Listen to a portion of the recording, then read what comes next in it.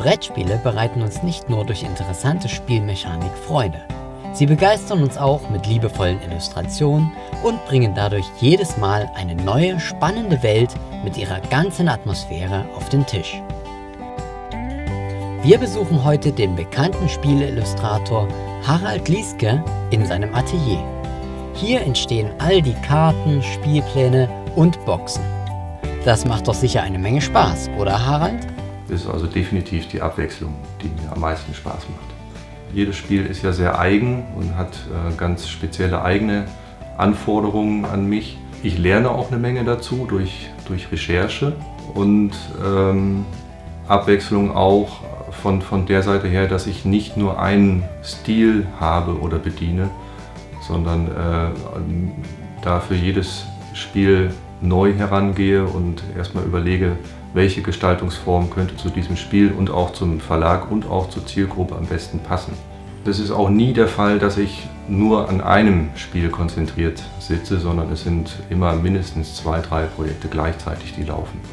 Also es gibt Spiele, die habe ich in 2 Wochen bearbeiten können, aber es gibt auch Spiele, an denen arbeite ich dann 2 bis zu 3 Monate.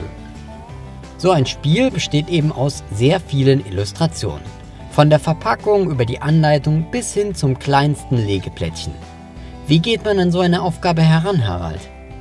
Dann ist natürlich erstmal die erste Frage, was ist das Thema des Spiels?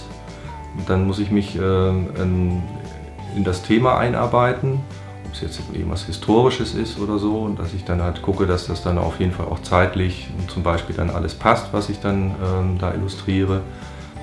Eine Menge Bildrecherche im Internet natürlich auch, aber halt auch mitunter auch durchaus mal ein Buch in die Hand nehmen und sich ein bisschen was aus zum Beispiel der antiken Zeit oder sowas dann auch anzulesen. Und dann kann es auch schon losgehen. Gerade heute passiert da mittlerweile sehr viel digital. Harald aber schwingt zu Beginn grundsätzlich noch Bleistift und Pinsel. Warum bewahrst du dir das? Ich brauche abends die Farbe an den Fingern, das gibt mir ein gutes Gefühl. Zudem haben Papierillustrationen für mich eine völlig andere Anmutung. Es ist immer irgendeine Struktur da, ob das jetzt vom Papier ist oder ob das von der Farbe ist, vom Pinselduktus her. Es passieren auch immer sozusagen kleine Fehlerchen, wenn der Pinsel so ein kleines bisschen auffächert beim Malen oder irgendwie ein Mini-Farbspritzer irgendwo hin kleckst oder so, was ich dann in dem Sinne nicht als Störung empfinde, sondern das macht für mich Illustrationen auch einfach lebendig. Okay, momentan arbeitest du am nächsten Blackfire-Titel, Der Wille des Königs. Stell uns das Cover doch mal kurz vor. Also als Grundlage habe ich hier das Coverbild.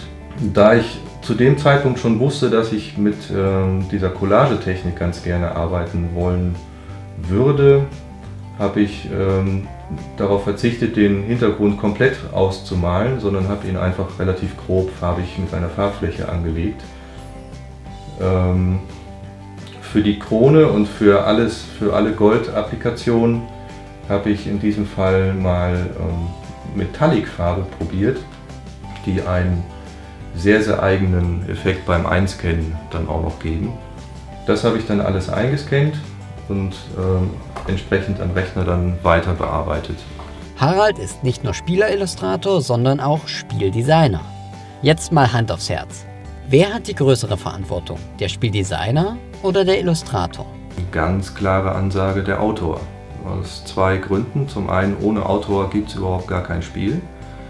Und zum anderen, ein nicht so hübsches, aber sehr gutes Spiel kann trotzdem erfolgreich sein, nur umgekehrt funktioniert es halt nicht. Wenn irgendwie ein Spiel unglaublich toll aussieht, aber keinen Spaß macht, dann wird es keinen Erfolg haben. Und trotzdem freuen wir uns jetzt schon aufs nächste Spiel, mit dem wir uns Haralds Kunst auf den Spieltisch holen.